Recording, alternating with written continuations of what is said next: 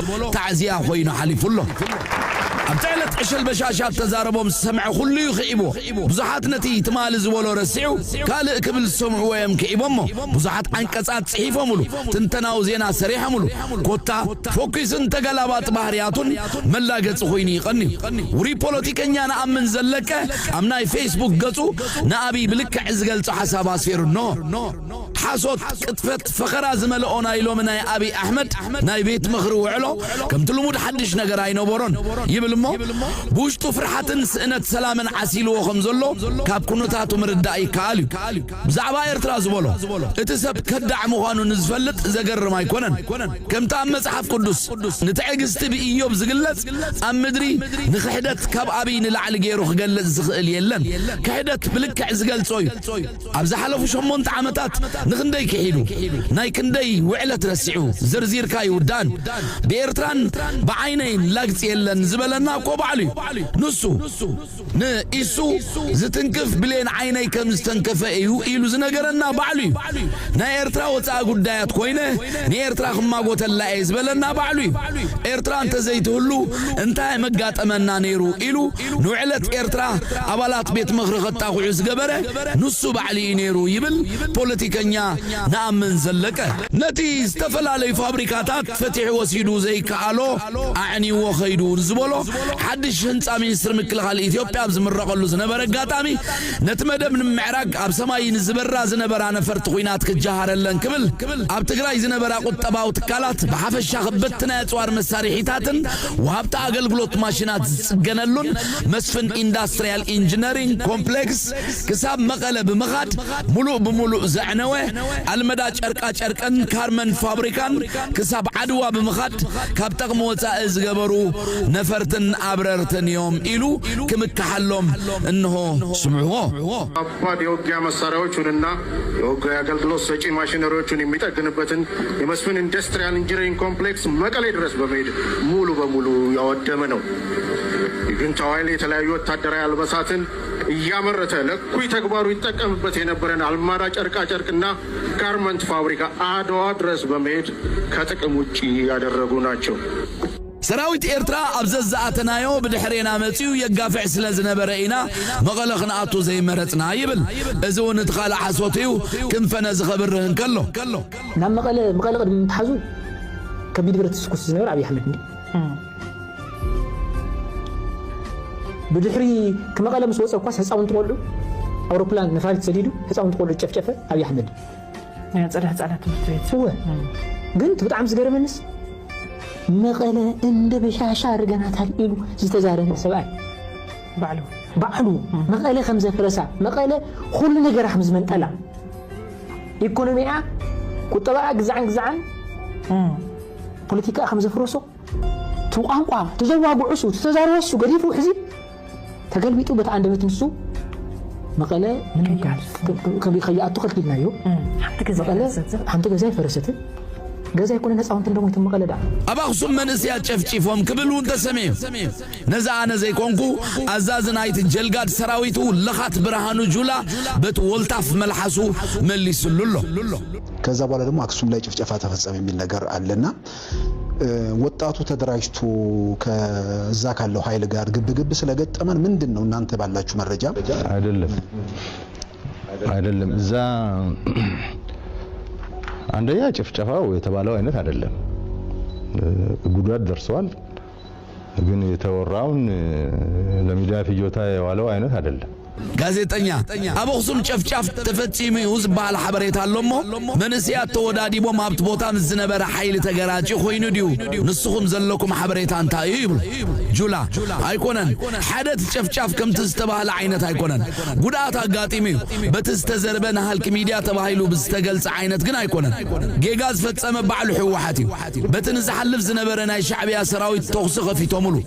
በኸመይ ተخص خفيتሎም አውሽት ህዝብ ዝተዓጥቁም لشان كالن ياتيو كم دبي عينت توكيسو ملو الزنبره اوشت ختماي نصوم كا نمكل خالكملو سقوم توسيدوم ازي نيرو يبل غازيطኛ ገዛ እንዳ አተው ዝባልከ ገዛ አተው ማይኮንን ኣብ ከተማ እንዲ ተተኪሶ ግብረ መልስ ክህብን ከሎ ኣብ ከተማ ብዙሕ ሰብ ስለ ዝነብር ጉድኣት ኣጋጢሙ እቲ ጉድኣት ክፍጸም ኮነ ኢልካ ይተሰሪዑ ብሰላም ንዝጓዓዝ ዘሎ ሰራዊት ዕጡቕ ወዲብካ ኣብ ውሽጢ ከተማ ኣስሊኽካ የእቲኻ ተኽሲ ኸፊትካ ኣሎሞ እንታይ ክገብር እቲ ሰራዊት ነብሱ ክከላኸል ኣሎ ክከላኸል እንተኾይኑ መን ዕጡቕ መን ዚዓጠቐ ኢልካ ከተለሊ ከቢድ እዩ ኢሉ ንኣብይ ኣሕመድ ይምልሰሉ ብርሃኑ ጁላ ለመከላከል ደግሞ ማን ነው የታጠቀው ማን ነው ያልታጠቀው ብሎ ለመለየት ከባድ ነው አብዛ ጉዳይ ዚያ ጠቅዒት ነዚ ለኻት ሙርኮኛ ብርሃኑ ጁላ ረቃዖ እዚ ድማ አበባው ታደሰ ይባል ነዝሞ አነውም በአካል አብት ቦታ እሺ ጌታዬ ኢሉ እንዳሰገደ እንድፈልጦ ነቀጽል ጀርባችን ሲመቱን የተቀበለን የኤርትራ ሰራዊት ኮጉናን ኮሎስ ተቀበለና ሰራዊት ኤርትራይ መጽለል ዛሃበና ሰራዊት ኤርትራይ መጽለል ይውና ጥራይ ዘይኮነ ምሳና ወፊሩ አብ ሐደይና ተዋጊና አብ ሐደ ጉድጓዲና ተቀቢርና አብረን የተዋጋነው አንድ ጉድጓድ ነው የተቀበርነው አብዮት አሕመድ ወድመን ሙኻኑስ አብዛ ሐለፈ ፕሮሰይ ዘርዚረ ነጊረኩም ነረ ራዛና የቦ አሕዛ ከም ዝበሃል አቡ ወታደር ደርጊ ነሩ መወዳእቱ ድማ አቢ ዝብል መጠረዝ ዘሎ መንግስቱ ወሊዱ ረአይዎ መንግስቱ ኃይለ ማርያም አቢ አሕመድ ዓሊ ና ፖሊስ ግባ መልስ የለም ና መከላከያ ግባ መልስ የለም ቤት ተቀምጦ ሰላም በዚህ መንገድ ሰላም ማረጋገጥ አይቻልም ኑና ና ፖሊስ ኩን መልስ የለን ና ምክል ኻልኦቶ መልስ የለን ኣብ ጎዙ ኾፊሉ ሰላም ዘይኮነ ይብል ብኸምዝ መገዲ ሰላም ክረጋገጽ ኣይከልን ንዑ ሰራዊት ምክል ኻል ከም ዝሕይል ግበሩ ንዑ ፖሊስ ኣይሕይሉ ክንብል ከለና ዘይሰምዕ ዝነበረ እዝኒ ኣብ ፌስቡክ ወፂኡ እንተወየ ኢትዮጵያ የድሕናንዩ ይብል አብይ መንግስቱ መጀመሪያ ነገር ከተሰበሰበበት ማዕከል ይሸሻል ከዛ በመንገድ ላይ ይሸሻል መንግስቱ ድማ ከምዚ ይብል መጀመሪያ ካብትናይ መተኣኻኸብ ቦታ ይሃድም ገሊኡ ካብ መገዲ ይሃድም ካብኡ ተረፈ መደበር ተዓሊም ይሃድም ኣብ መወዳእታ ድማ ካብ ናይ ኩናት ግንባር ይሃድም ንሕና እንታይ ተገበርና ምንጊ ዓርገያ ከዛ ከጦር ግንባር ይሸሻል ምን እናድርግ በመቀሌ አካባቢ በአዲግራት በአክሱም በሽሬ አካባቢ ያሉ የከተማ የሚኖሩ ሰዎች በቀንም በማታም በማንኛውም ሰዓት ጥቃት ሊፈጸምባቸው ይችላል በመቀለ አዲግራት አክሱም ሽሬ ከባቢ ዘለው ኣብ ከተማ ዝቕመጡ ሰባት ኣብ ዝኾነ ሰዓት ቀትሪ ይኹን ለይቲ መጥቃዕቲ ክፍጸመሎም ይኽእል እዩ ዛሬ በአክሱም በአድዋ በሽሬ ወዘተርፈ ኋላቀሮች ዳርተኞች ችጋራም የምንባለው ከዚሁ ክልል በሚመነጭ ችግር ነው በተቀረ ኢትዮጵያ የለም ረሃብ ሎማ ኣብ ኣኽሱም ዓድዋ ኣብ ሽረ ወዘተረፈ ተሪፎም ብሰንኪ ዘለው ድሑራት ንኢትዮጵያ ዘሳኽ ዘሎ ብሰንኪ ብዛ ክልል ዘለው ጸገማት እዩ ኣብ ካልእ ክፍልታት ኢትዮጵያ ጥሜት የለን በሶማሌ ክልል እንደዚሁ ያበጠ እብሪት ነበር ኣብ ሶማሌ ክልል ተመሳሳለ ዝሓበጠ ሽግር ነይሩ በዚህ በምዕራብ በኩል ያበጠ ጎማ አለ ሁላችን በዚህ ምዕራብ ወገን ዝሓበጠ ጎማ አለ ኩልና ንፈልጦ ኢና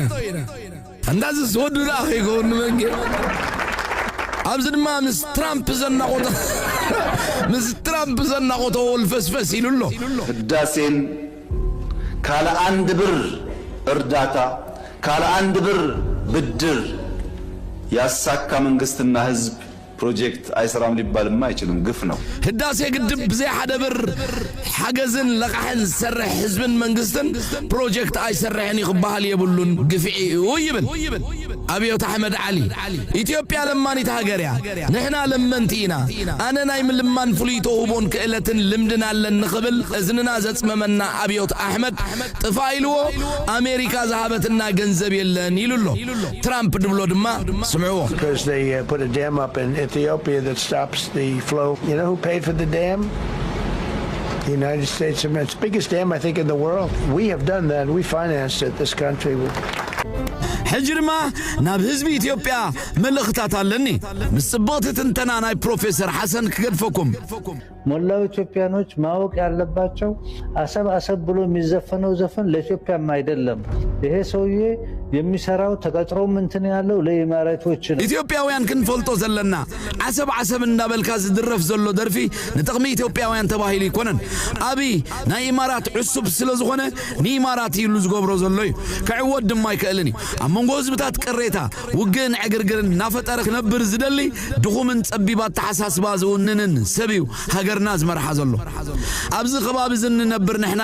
ንሕና ኢና ሓላፍነት ዘለና ስለዚ ንቕሓትና ክባብ ቢልና እዞም ሰባት ወይ መራሕቲ ኢማራት ካባና እንታይ እዮም ዝደልዩ ዘለዉ ሓቢርካ ምስራሕ ድዮም ዝደልዩ ወይስ ክዘርፉና እዮም ዝደልዩ ዘለዉ ክንምርምር ይግባእ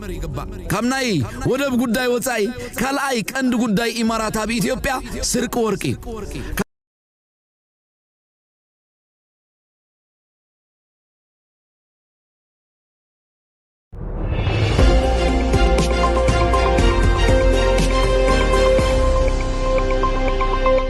Audio Jungle.